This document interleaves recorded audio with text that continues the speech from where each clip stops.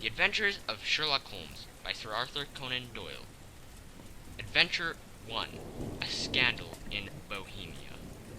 Sections 1 through 3. Section 1. To Sherlock Holmes, she is always the woman. I have seldom heard him mention her under any other name. In her eyes, she eclipses and predominates the whole of her sex.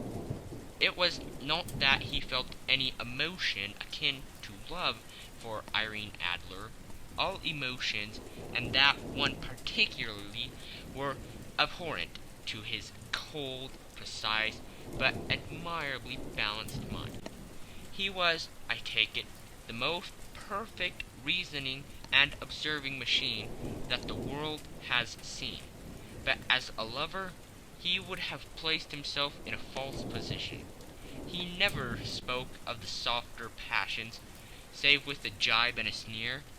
They were admirable things for the observer, excellent for drawing the veil from men's motives and actions.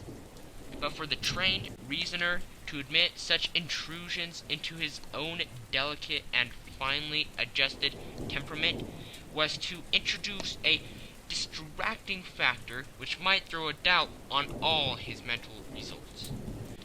Grit in a sensitive instrument, or a crack in one of his own high-powered lenses, would not be more disturbing than a strong emotion in a nature such as his.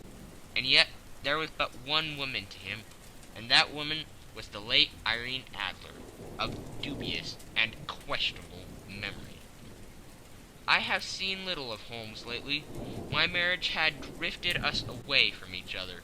My own complete happiness and the home-centered interests which rise up around the man who first finds himself master of his own establishment were sufficient to absorb all my attentions, while Holmes, who loathed every form of society with his whole Bohemian soul, remained in our lodgings in Baker Street.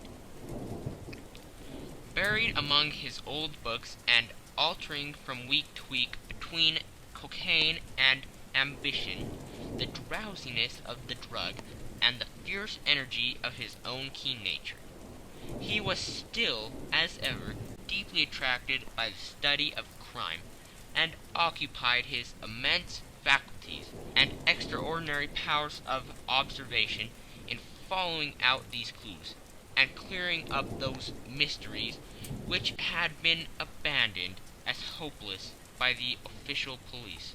From time to time I heard some vague account of his doings, of his summons to Odessa in the case of the Trepov murder, of his clearing up of the singular tragedy of the Atkinson brothers at Trincomalee, and finally of the mission which he had accomplished so delicately and successfully for the reigning family of Holland.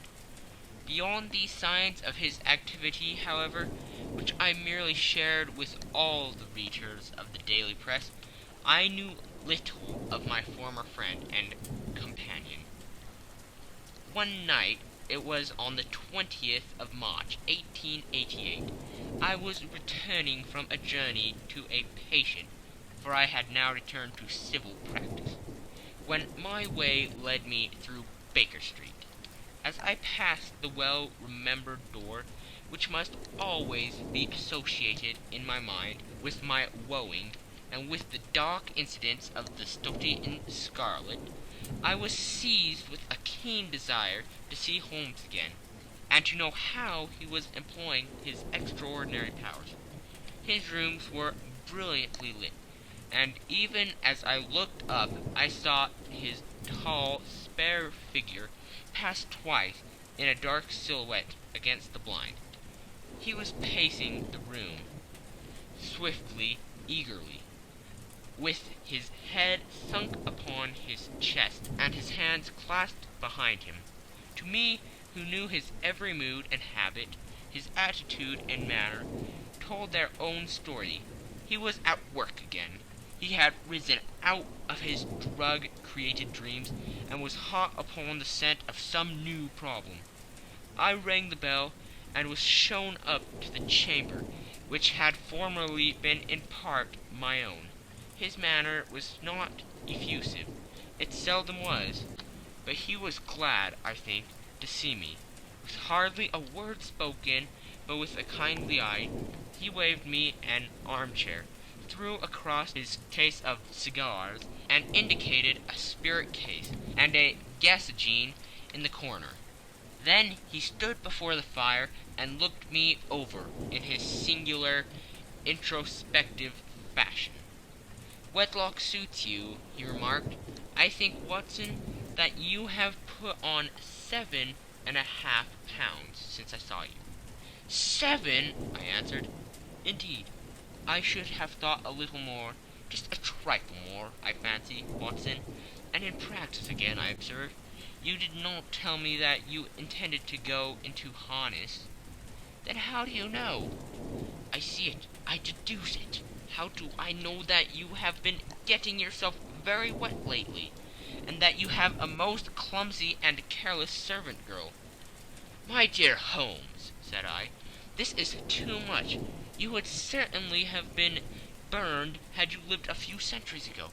It is true that I had a country walk on Thursday, and came home in a dreadful mess, but as I have changed my clothes, I can't imagine how you deduce it. As to Mary Jane, she is incorrigible, and my wife has given her notice. But there again I fail to see how you work it out." He chuckled to himself, and rubbed his long, nervous hands together. "It is simplicity itself," said he. "My eyes tell me that on the inside of your left shoe, just where the firelight strikes it, the leather is scourged by 6 almost parallel cuts. Obviously they have been caused by someone who has very carelessly scraped around the edges of the soles in order to remove crusted mud from it. Hence you see my double deduction, that you have been out in vile weather, and that you have a particularly malignant, boot-slitting specimen of the London Slavade. As to your practice, if a gentleman walks into my room smelling of iodine, with a black mark of nitrate of silver upon his right forefinger, and a budge on the right side of his top hat, to show where he has secreted his stethoscope, I must be dull indeed, if I did not pronounce him to be an active member of the medical profession." I could not help laughing at the ease with which he examined his process of deduction. "When I hear you give your reasons," I remarked, "the thing always appears to me to be so ridiculously simple that I could easily do it myself, though at each successive instance of your reasoning I am baffled until you explain your process. And yet I believe that my eyes are as good as yours." "Quite so," he answered, lighting a cigarette, and throwing himself down into an armchair. "You see, but you do not observe. The distinction is clear. For example, you have frequently seen the steps which lead up from the hall to this room?" "Frequently." "How often?" "Well, some hundred of times." "Then how many are there?" "How many? I don't know." "Quite so. You have not observed, and yet you have seen. That is just my point.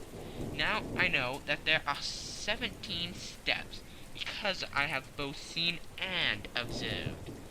By the way, since you are interested in these little problems, and since you have been good enough to chronicle one or two of my trifling experiences, you may be interested in this." He threw over a sheet of thick, pink-tinted notepaper, which had been lying upon the table. "It came by the last post," said he. "Read it aloud." The note was undated, and without either signature or address. "There will call upon you tonight, at 7:45, it said. a gentleman who desires to consult you upon a matter of the very deepest moment. Your recent services to one of the royal houses of Europe have shown that you are one who may safely be trusted with matters which are of an importance which can hardly be exaggerated. This account of you will have from all quarters received, but in your chamber then at that hour, and do not take it amiss if your visitor wears a mask. This is indeed a mystery, I remarked. What do you imagine that it means? I have no data yet. It is a capital mistake to theorize before one has data. Insensibly, one begins to twist facts to suit theories, instead of theories to suit facts. But the note itself, what do you deduce from it? I certainly examined the writing, and the paper upon which it was written. The man who wrote it was presumably well-to-do, I remarked, endeavoring to imitate my companion's process. Such paper could not be bought under half a crown a packet. It is peculiarly strong and stiff. Peculiar, that is the very word, said Holmes. It is not an English paper at all. Hold it up to the light. I did so, and saw a large E with a small G, a P, and a large G with a small T woven into the texture of the paper. What do you make of that? Asked Holmes. The name of the maker, no doubt, or his monogram, rather. Not at all. The G with a small T stands for Gesellschaft, which is German for company. It is a customary contraction like our CO. P, of course, stands for paper. Now for the EG. Let us glance at our continual gazetteer. He took down a heavy brown volume from his shelves. Eglots. Here we are. Egeria. It is in a German-speaking country in Bohemia, not far from Carlsbad, remarkably as being the scene of the death of Wallenstein and for its numerous glass factories and paper mills. Ha, my boy, what do you make of that? His eyes sparkled, and he sent up a great blue triumphant cloud from his cigarette. The paper was made in Bohemia, I said. Precisely. And the man who wrote the note is a German. Do you note the particular contraction of the sentence? This account of you we have from all quarters received. A Frenchman or Russian could not have written that. It is the German who is so unconscious to his verbs. It only remains, therefore, to discover what is wanted by this German, who writes upon Bohemian paper and prefers wearing a mask to showing his face. And here he comes, if I am not mistaken, to resolve all our doubts. As he spoke, there was the sharp sound of horses' hoofs, and the grating wheels against the curb, followed by a sharp pull at the bell. Holmes whistled. A pair by the sound, said he. Yes, he continued, glancing out of the window. A nice little Brahmin, and a pair of beauties, 150 guineas apiece. There's money in this case, Watson, if there is nothing else. I think that I had better go, Holmes. Not a bit, Doctor. Stay where you are. I am lost without my Boswell, and that promises to be interesting. It would be a pity to miss it. But your client, never mind him. I may want your help, and so may he. Here he comes. Sit down in that armchair, Doctor, and give us your best attention.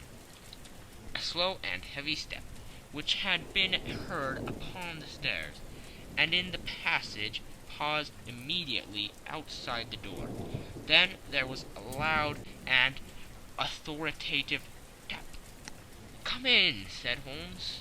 A man entered, who could hardly have been less than 6 feet 6 inches in height, with the chest and limbers of a Hercules. His dress was rich with a richness which would, in England, be looked upon as akin to bad taste.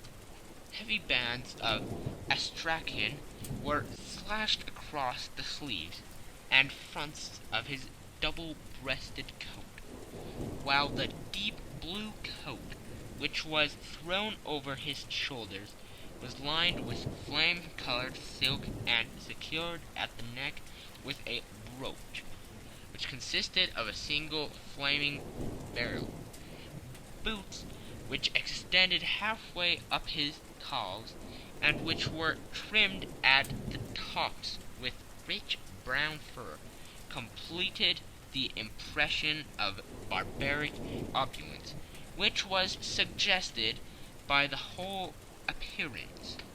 He carried a broad-brimmed hat in his hand, while he wore across the upper part of his face, extending down the past the cheekbones, a black visored mask, which he had apparently adjusted that very moment, for his hand was still raised to it as he entered.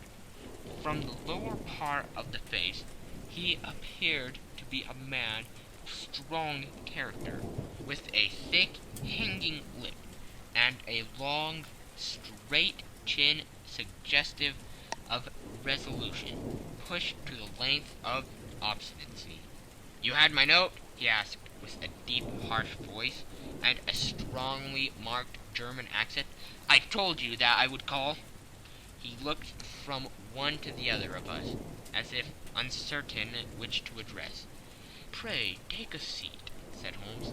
"This is my friend and colleague, Dr. Watson, who is occasionally good enough to help me in my cases. Whom have I the honor to address?" "You may address me as Count von Kramm, a Bohemian nobleman. I understand that this gentleman, your friend, is a man of honor and discretion, whom I may trust with a matter of the most extreme importance. If not, I should much prefer to communicate with you alone." I rose to go, but Holmes caught me by the wrist and pushed me back into my chair. "It is both or none," said he. "You may see before this gentleman anything which you may say to me."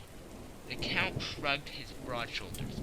"Then I must begin," said he, "by binding you both to absolute secrecy for 2 years. At the end of that time the matter will be of no importance.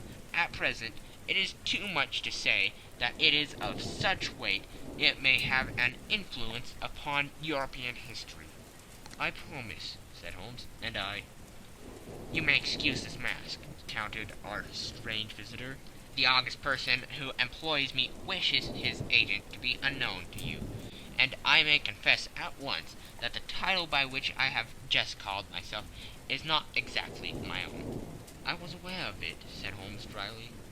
"The circumstances are of great delicacy, and every precaution has to be taken to quench what might grow to be an immense scandal, and seriously compromise one of the reigning families of Europe. To speak plainly, the matter implicates the great house of Austrian hereditary kings of Bohemia." "I was also aware of that," murmured Holmes, setting himself down in his armchair, closing his eyes. Our visitor glanced with some apparent surprise at the rigid, longing figure of the man, who had been no doubt depicted to him as the most insensitive reasoner, a most energetic agent in Europe. Holmes slowly reopened his eyes, and looked impatiently at his gigantic client. "If your Majesty would condescend to state your case," he remarked, "I should be better able to advise you." The man sprang from his chair, and paced up and down the room in uncontrollable agitation. Then, with a gesture of desperation, he tore the mask from his face and hurled it upon the ground. "You are right!" he cried. "I am the king. Why should I attempt to conceal it?" "Why indeed?" murmured Holmes. "Your Majesty had not spoken before. I was aware that I was addressing William Gottfried Sigmund von Armstrong, Grand Duke of Castle Flatzin, and hereditary king of Bohemia. But you can understand, said our strange visitor, sitting down once more and passing his hand over his high white forehead. You can understand that I am not accustomed to doing such business in my own person, that I could not confide it to an agent without putting myself in his power. I have come incognito from Pregu, from the purpose of consulting you. Then pray consult, said Holmes, shutting his eyes once more.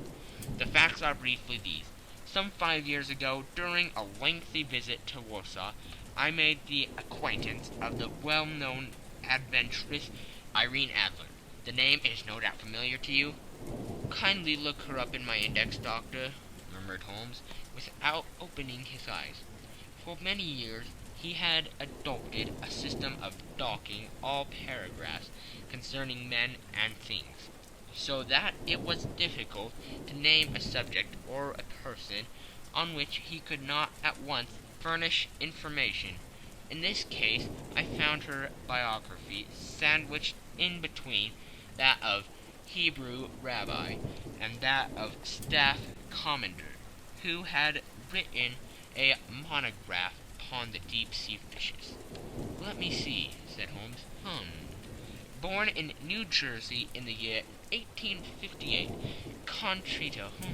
Let Scala. Prima donna Imperial Opera of Warsaw. Yes!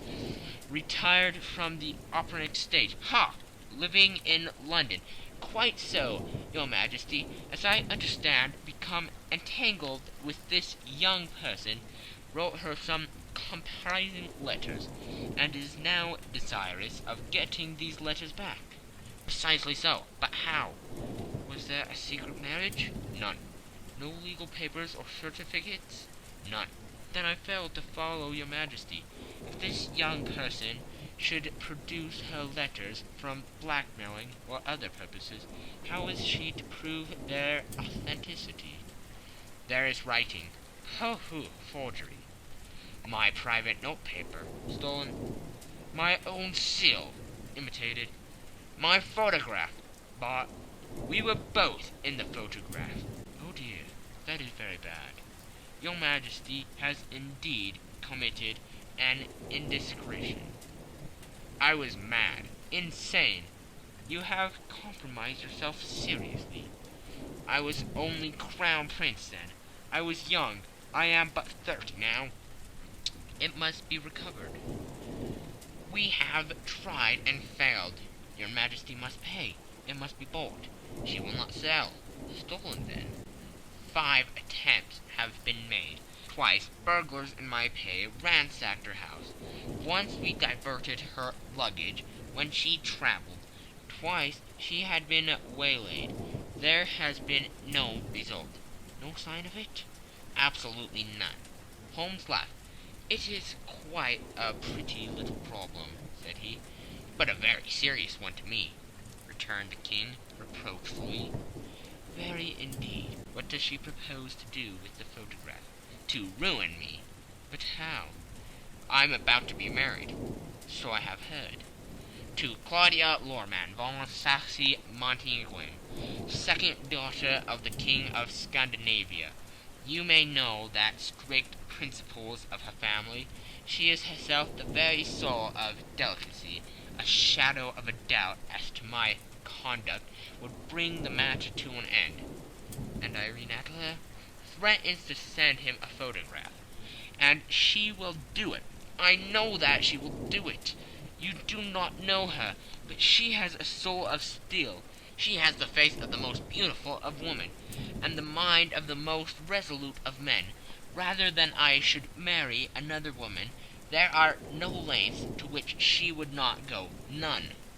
You are sure that she has not sent it yet? I am sure. And why? Because she has said that she would send it on the day when the betrothal was publicly proclaimed. That would be next Monday.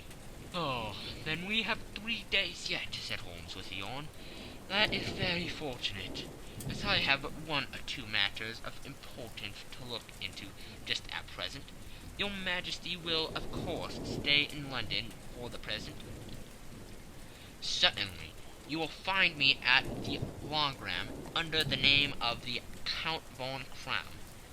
Then I shall drop you a line to let you know how we progress. Pray do so. I shall be all anxiety. And as to money, you have carte blanche. Absolutely. I tell you that I would give one of the provinces of my kingdom to have that photograph. And for the present expenses, the king took a heavy chamois leather bag from under his cloak and laid it on the table. There are 300 pounds in a gold and 700 in notes, he said. Holmes scribbled a receipt upon a sheet of his notebook and handed it to him. And mademoiselle's address, he asked, is Brony Lodge, Supretime Avenue, St. John's Wood. Holmes took a note of it. One other question, said he. Was the photograph a cabinet? It was. Then good night, your Majesty, and I trust that we shall soon have some good news for you. And good night, Watson, he added, as the wheels of the Royal Brougham rolled down the street. If you will be good enough to call tomorrow afternoon at 3 o'clock, I should like to chat this little matter over with you. End of section 1. Section 2. At 3 o'clock precisely, I was at Baker Street, but Holmes had not yet returned.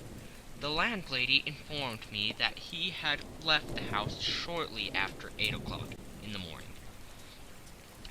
I sat down beside the fire, however, with the intention of awaiting him.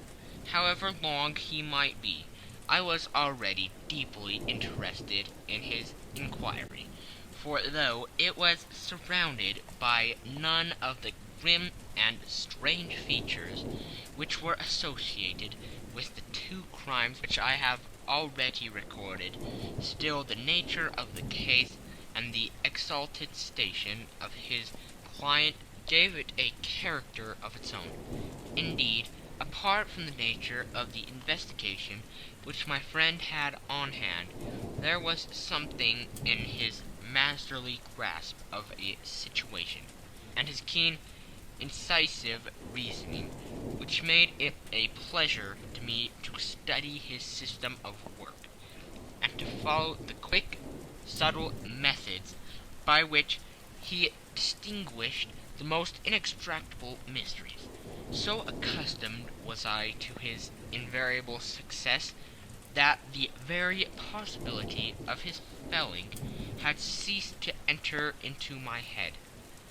It was close upon 4 before the door opened, and a drunken-looking groom, ill-kept and side-whiskered, with an inflamed face and disreputable clothes, walked into the room. Accustomed as I was to my friend's amazing powers in the use of disguises, I had to look 3 times before I was certain that it was indeed he. With a nod he vanished into the bedroom, whence he emerged in 5 minutes, too suited and respectable as of old. Putting his hands into his pockets, he stretched out his legs in front of the fire and laughing heartily for some minutes. "Well, really," he cried, and then he choked and laughed again, until he was obliged to lie back, limp and helpless, in the chair. "What is it?" "It's quite too funny. I am sure you could never guess how I employed my morning, or what I ended by doing." "I can't imagine. I suppose that you have been watching the habits and perhaps the house of Miss Irene Adler?" "Quite so, but the sequel was rather unusual. I will tell you, however. I left the house a little after 8 o'clock this morning, in the character of a groom, out of work. There is a wonderful sympathy and freemasonry among horse amen. But one of them, and you will know all that there is to know, I soon found Brotny Lodge. It is a Bethune villa, with a garden at the back, but built on it right up to the road, 2 stories, Chubb walk to the door. Large sitting room on the right side, well furnished with long windows almost to the floor, and those prosperous English window fasteners which a child could open. Behind there was nothing remarkable, save the passage window could be reached from the top of the courtyard. I walked round it and examined it closely from every point of view, but without nothing anything else of interest. I then lodged down the street, and found, as I expected, that there was a news in a lane which runs down by one wall of the garden.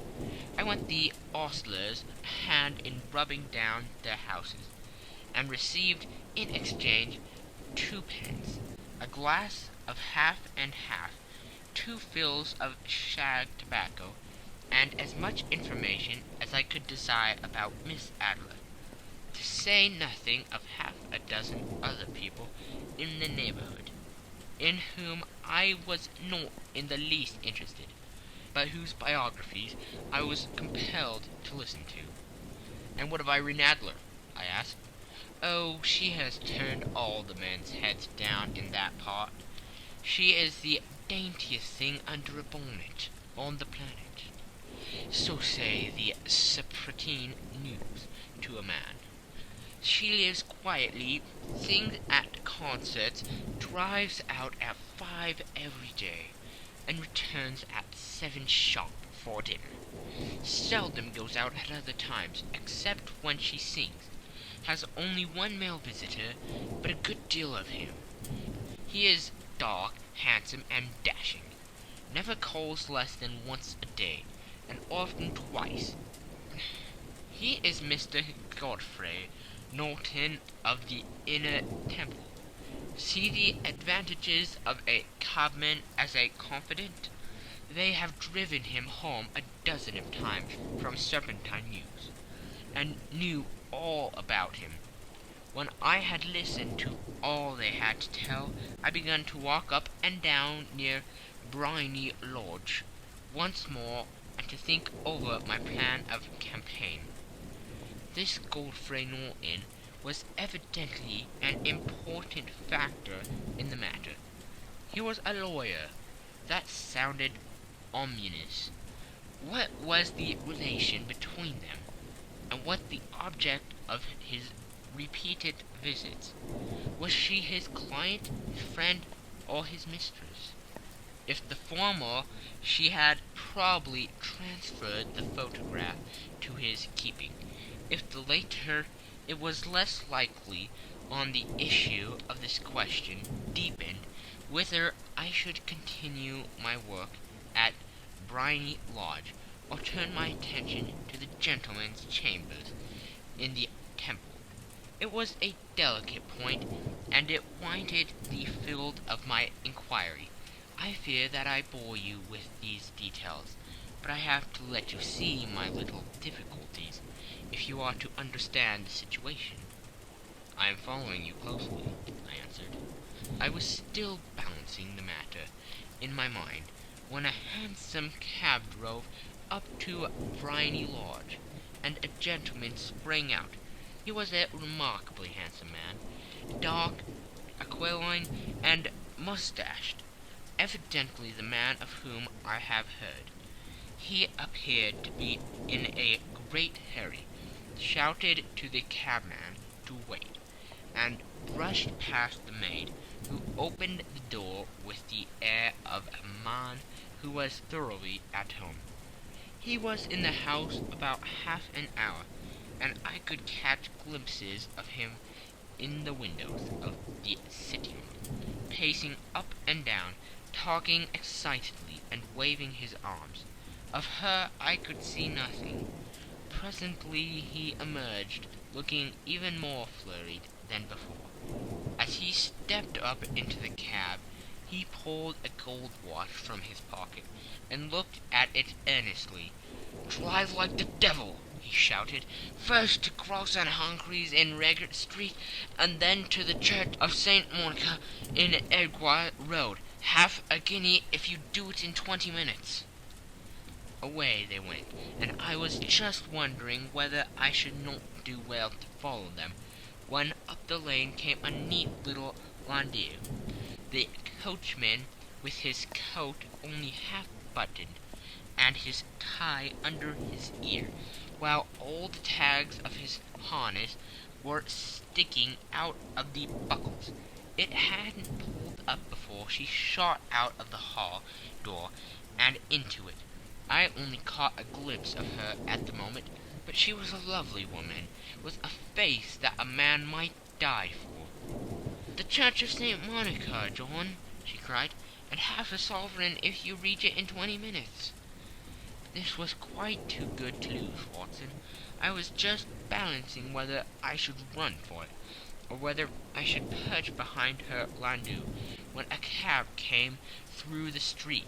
The driver looked twice at such a shabby fare, but I jumped in before he could object. "The Church of St. Monica," said I, "and half a sovereign if you reach it in 20 minutes.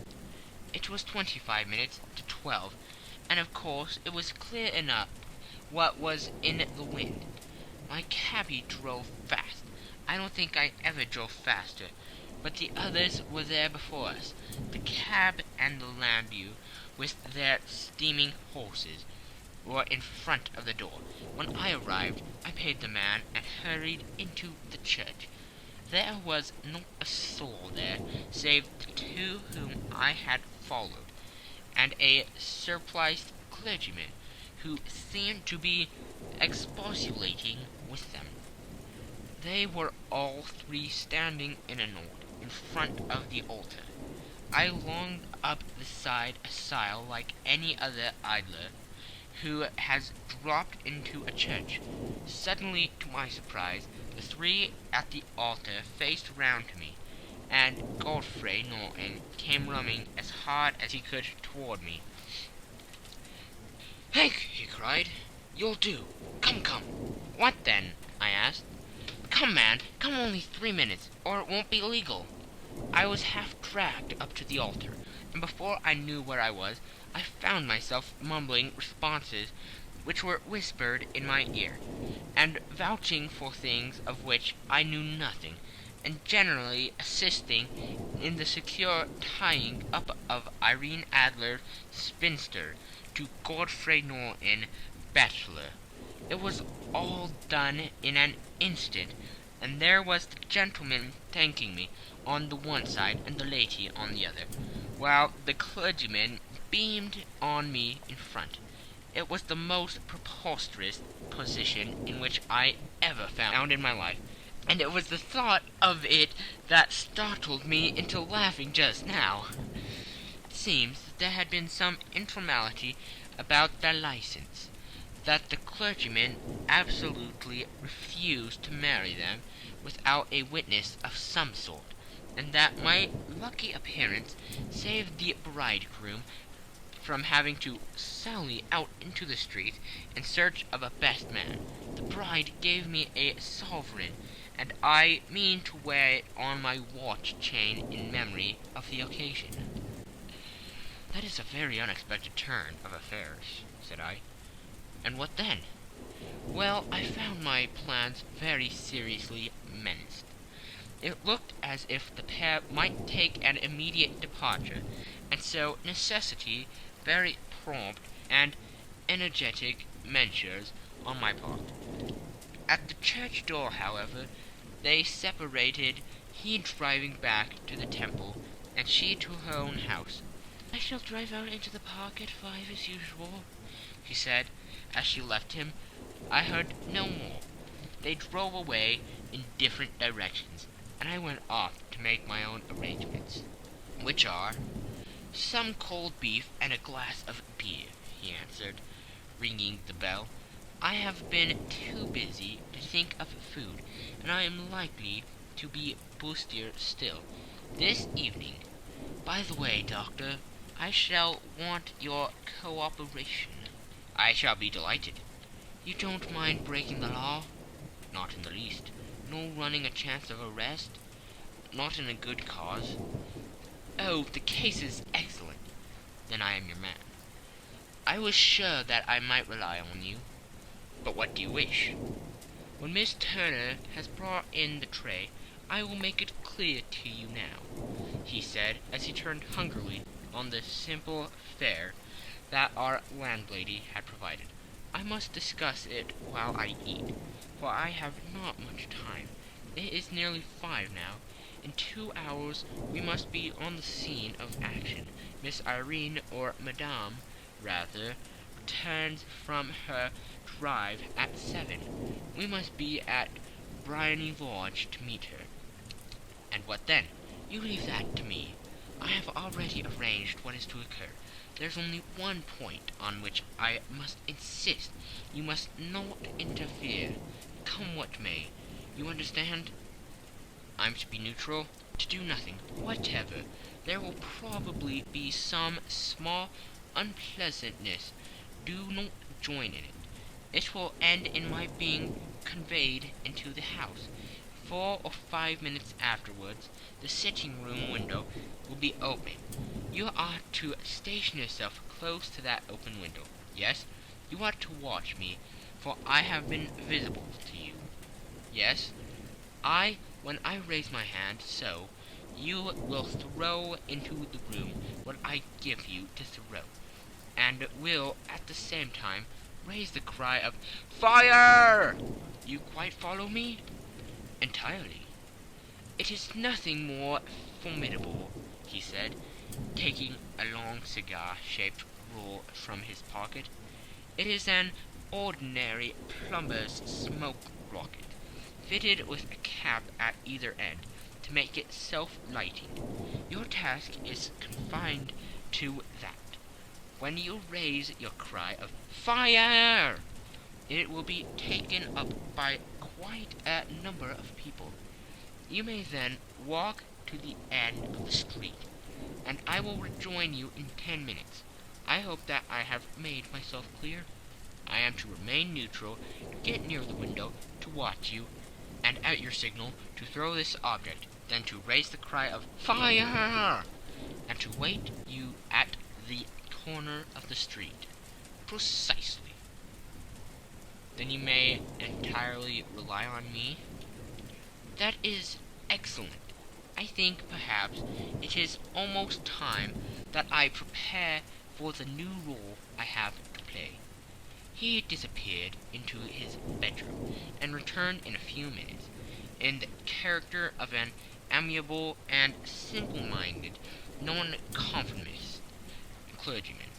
His broad black hat, his baggy trousers, his white tie, his sympathetic smile, and general look of peering and benevolent curiosity were such as Mr. John Hare alone could have equalled.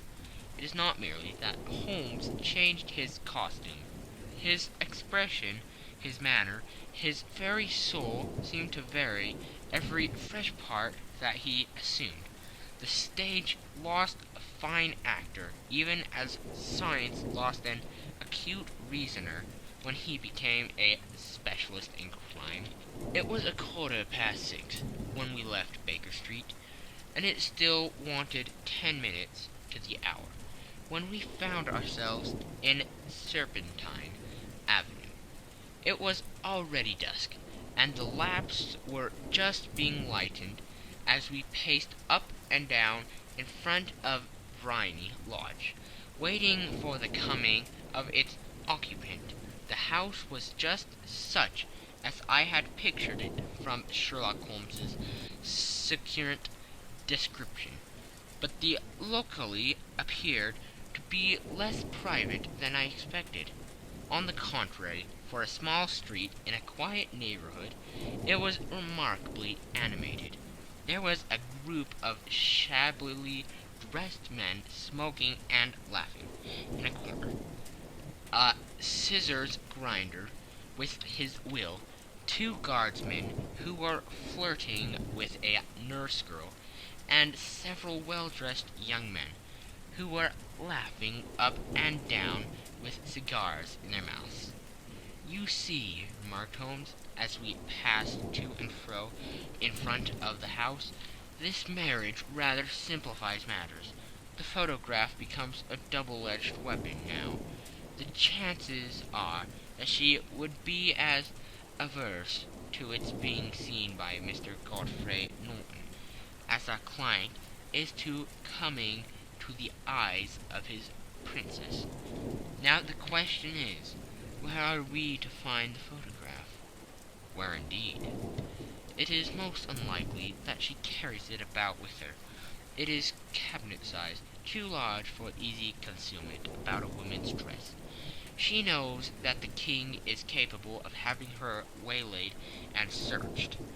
2 attempts of the sort have already been made. We may take it, then, that she does not carry it about with her." "Where, then?" "Her banker or her lawyer. There is that double possibility, but I am inclined to think neither. Women are naturally secretive, and they like to do their own secreting. Why should she have it over to anyone else? She could trust her own guardsmanship, but she could not tell what indirect or political influence might be brought to bear upon a businessman. Besides, remember that she had resolved to use it within a few days. It must be where she can lay her hands upon it. It must be in her own house." "But it has twice been burgled." "Pshaw! They did not know how to look." "But how will you look?" "I will not look." "What then?" "I will get her to show me." "But she will refuse." "She will not be able to. But I hear the rumble of wheels. It is her carriage. Now carry out my orders to the letter." As he spoke, the gleam of the sidelights of a carriage came round the curve of the avenue. It was a smart little landau, which rattled up to the door of Bohemia Lodge. As it pulled up, one of the loafing men at that corner dashed forward to open the door, in the hope of earning a copper, but was elbowed away by another loafer, who had rushed up with the same intention. A fierce quarrel broke out, which was increased by the 2 guardsmen, who took sides with one of the longers, and by the scissors grinder, who was equally hot upon the other side. A blow was struck, and in an instant the lady, who had stepped from her carriage, was the centre of a little knot of flourish and struggling men, who struck savagely at each other with their fists and sticks. Holmes dashed into the crowd to protect the lady, but just as he reached her he gave a cry and dropped to the ground, with the blood running freely down his face. At his fall the guardsmen took their heels in one direction, and the longers in the other, while a number of better dressed people, who had watched the suffice without taking part in it, crowded in to help the lady and to attend to the injured man. Irene Adler, as I will still call her, had hurried up the steps, but she stood at the top with her superb figure outlined against the lights of the hall, looking back into the street. "Is the poor gentleman much hurt?" she asked. "He is dead," cried several voices. "No, no, there's life in him," shouted another. "But he'll be gone before you can get him to hospital." "He's a brave fellow," said a woman. "They would have got the lady's purse and watch if it hadn't been for him. They were a gang, and a rough one, too. Ah, he's breathing now." "He can't lie here in the streets. May we bring him in, marm?" "Surely bring him into the sitting-room. There's a comfortable sofa. This way, please." Slowly and solemnly he was borne into the Rhymery Lodge, and laid into the principal room, while I still observed the proceedings from my post by the window. The lamps had been lit, but the blinds had been drawn so that I could see Holmes as he lay upon the couch. I do not know whether he was seized with compunction at that moment for the part he was playing, but I know that I never felt more heartily ashamed of myself in my life than when I saw the beautiful creature against whom I was conspiring, or the grace and kindliness with which she waited upon the injured man. And yet it would be the blackest treachery to Holmes to draw back now from the part which he had entrusted to me. I hardened my heart, and took the smoke rocket from under my ulster. After all, I thought, we are not injuring her. We are but preventing her from injuring another. Holmes had sat up upon the couch, and I saw him mention like a man who is in need of air. A maid rushed across the threshold, opened the window. At the same instant I saw him raise his hand, and at the signal I tossed my rocket into the room, with a cry of "Fire!" The word was no sooner out of my mouth than the whole crowd of spectators, well dressed and ill, gentlemen, ulsters, and servant-maids, joined in the general shriek of "Fire!" Thick clouds of smoke curled through the room and out those open windows.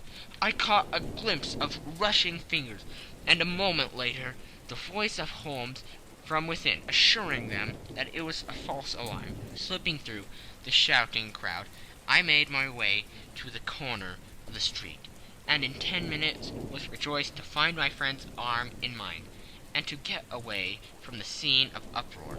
He walked swiftly and in silence for some few minutes until we had turned down on one of the quiet streets which led towards the Edgware Road. "You did it very nicely, Doctor," he remarked. "Nothing could have been better. It is all right." "You have the photograph?" "I know where it is." "And how did you find out?" "She showed me, as I told you she would." "I am still in the dark." "I do wish to make a mystery," said he, laughing. "The matter was perfectly simple. You are, of course, saw that everyone in the street was an accomplice. They were all engaged for the evening." "I guessed as much." "Then, when the row broke out, I had a little moist red paint in the palm of my hand. I rushed forward, fell down, clapped my hand to my face, and became a piteous spectacle. It is an old trick." "That also I could fathom." "Then they carried me in. She was bound to have me in. What else could she do? And into her sitting-room, which was the very room which I suspected. It lay between that and her bedroom, and I was determined to see which. They laid me on a couch. I motioned for air. They were compelled to open the window, and you had your chance." "How did that help you?" "It was all important. When a woman thinks that her house is on fire, her instinct is at once to rush to the thing which she values most. It is a perfectly overpowering impulse, and I have more than once taken advantage of it. In the case of the Darlington substitution scandal, it was of use to me, and also in the Arnsworth Castle business. A married woman grabs at her baby, an unmarried one reaches for her jewelry box. Now it was clear to me that Our Lady of today had nothing in the house more precious to her than what we are in quest of. She would rush to secure it. The alarm of the fire was admirably done. The smoke and shouting were enough to shake nerves of steel. She responded beautifully. The photograph is in a recuse behind a sliding panel. just above the right bell pull. She was there in an instant, and I caught a glimpse of it as she half drew it out. When I cried out that it was a false alarm, she replaced it, glancing at the rocket rush from the room, and I have not seen her since. I rose, and making my excuses, escaped from the house. I hesitated whether to attempt to secure the photograph at once, but the coachman had come in, and as he was watching me narrowly, it seemed safer to wait. A little over precipitance may ruin all. "And now?" I asked. "Our quest is practically finished. I shall call with the king tomorrow, and with you, if you care to come with us. We will be showed into the sitting room to wait for the lady. But it is probable that when she comes, she may find neither us nor the photograph. It might be a satisfaction to His Majesty to regain it with his own hands." "And when will you call?" "At 8 in the morning. She will not be up, so that we shall have a clear field. Besides, we must be prompt, for this marriage may mean a complete change in her life and habits. I must wire to the king without delay." We had reached Baker Street, and had stopped at the door. He was searching his pockets for the key, when someone passing said, "Good night, Mr. Sherlock Holmes." There were several people on the pavement at the time, but the greeting appeared to come from a slim youth in an ulster who had hurried by. "I've heard that voice before," said Holmes, starting down the dimly lit street. "Now I wonder who the deuce that could have been." End of Section 2. Section 3. I slept at Baker Street that night, and we were engaged upon our toast and coffee in the morning, when the King of Bohemia rushed into the room. "You have really got it?" he cried, grasping Sherlock Holmes by either shoulder, or looking eagerly into his face. "Not yet." "But you have hopes?" "I have hopes." "Then come. I am all impatience to be gone." "We must have a cab." "No, my brougham is waiting." "Then that will simplify matters." We descended and started off at once more for Bombay Lodge. "Irene Adler is married," remarked Holmes. "Married? When?" "Yesterday." "But to whom?" "To an English lawyer named Norton." "But she could not love him." "I am in hopes that she does." "And why in hopes?" "Because it would spare your Majesty all fear of future annoyance. If the lady loves her husband, she does not love your Majesty. If she does not love your Majesty, then there's no reason why she should interfere with your Majesty's plan." "It is true, and yet, well, I wish she had been of my own station. What a queen she would have made." He relapsed into a mood silence, which was not broken until we drew up in Serpentine Avenue. The door of Primary Lodge was open, and an elderly woman stood up the steps. She watched us with a sardonic eye as we stepped from the brougham. "Mr. Sherlock Holmes, I believe," said she. "I am Mr. Holmes," answered my companion, looking at her with a questioning and rather startled gaze. "Indeed, my mistress told me that you were likely to call. She left this morning with her husband by the 5:15 train from Charing Cross for the Continent." "What?" Sherlock Holmes staggered back with the charging and surprise. "Do you mean that she has left England?" "Never to return." "And the papers?" asked the king hoarsely. "All is lost." "We shall see." He pushed past the servant and rushed into the drawing room, followed by the king and myself. The furniture was scattered about in every direction, with the dismantled shelves and open drawers, as if the lady had hurriedly ransacked them before her flight. Holmes rushed at the bell-pull, tore back a small sliding shutter, and plunging in his hand pulled out a photograph and a letter. The photograph was of Irene Adler herself, in evening dress. The letter was superseded to Sherlock Holmes, ESQ, to be left till called for.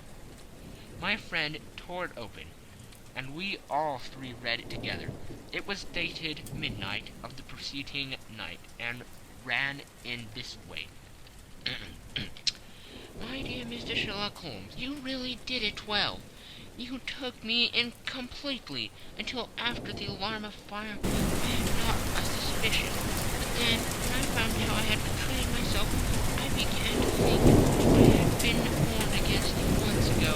I've been told that if the king employed an agent, it was certainly be you, and no dread had been given me. Yet, through all this, you made me rebuild what you wanted to do. Even after I became suspicious, I found it to think evil of such a dear kind of countryman. You know, I have been trained as an actress myself. Well, costume is nothing new to me. I often take advantage of the freedom which it gives. I sent John, the coachman, to watch you, ran upstairs, got into my walking clothes, as I called them, and came down just as you wanted. Well, I followed you to your room, and so made sure that I was really an object of interest to the celebrated Mr. Sherlock Holmes. Then I rather imprudently wished you good night. I started to see you next. We thought the best resource was flight, when we pursued by so formidable an antagonist. So you will find the nest empty when you call. As for the rest, your flight and rest in peace. I love and loved by a rich man. The king may do what he will without hindering from one he has cruelly wronged. I keep it only to safeguard myself, and to preserve a weapon which will always secure me from any step which he might take in future. I leave a photograph which he might care to possess, and I pray, dear Mr. Sherlock Holmes, very truly, Irene Fortune, née Adler. What a woman! Oh, what a woman! Cried the King of Bohemia, when we had all read this epistle. Did I not tell you how quick and resolute she was? Would she not have made an admirable queen? Is it not a pity that she was not on my level? From what I have seen of the lady, she seemed indeed to be unfair to your majesty, said Holmes coolly. I am sorry that I have not been able to bring your majesty's business a more successful conclusion. On the contrary, my dear sir, cried the king, nothing could be more successful.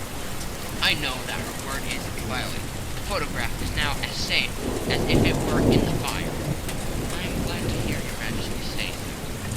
I am immensely indebted to you. Pray tell me in what way I can reward this ring. He slipped an emerald snake ring from his finger and held it out upon the palm of his hand. Your majesty has something which I should value even more, said Holmes. You have but to name it. The photograph. The king stared at him in amazement. Irene's photograph, he cried. Certainly, if you wish it. I thank your majesty. Then there is no more to be done in the matter. I have the honor to wish you very good night. He bowed and turned away without observing the hand the king had stretched out to him. He set off in